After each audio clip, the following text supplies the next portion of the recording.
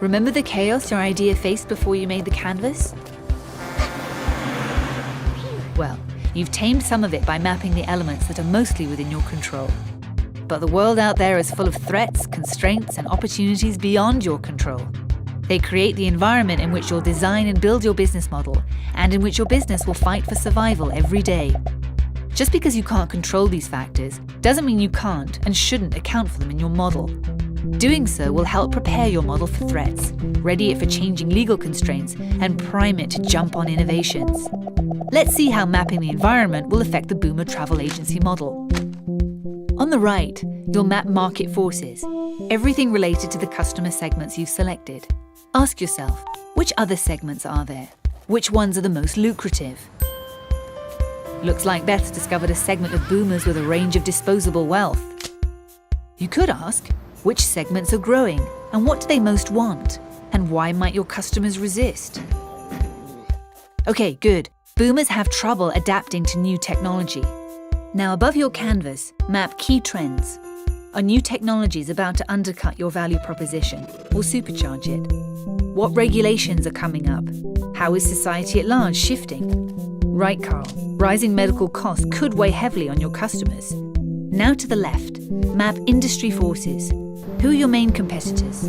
What advantages do their business models provide? Could they crush you? Your industry may already have a dominant competitor, but ask yourself, where are their weaknesses? Can you disrupt them? What might happen as suppliers and partners evolve or don't? Better to know now that the travel field is crowded and volatile, right, Carl? Finally, below your canvas, map macroeconomic forces. How is the global economy doing? Markets may be in a state of rampant uncertainty. How available is capital? Venture capitalists may be taking few risks. How well is the infrastructure developed in the market you are doing business in? Sure, many boomers are experiencing a decline in living standards. Now you've mapped your environment, full of threats, opportunities, and constraints. What do? Use the map, of course, to make your business model more responsive. Looking at industry forces on the left side of your canvas, ask, does your model have a competitive edge today? Tomorrow? Good thinking, Beth. That dominant competitor could be a threat.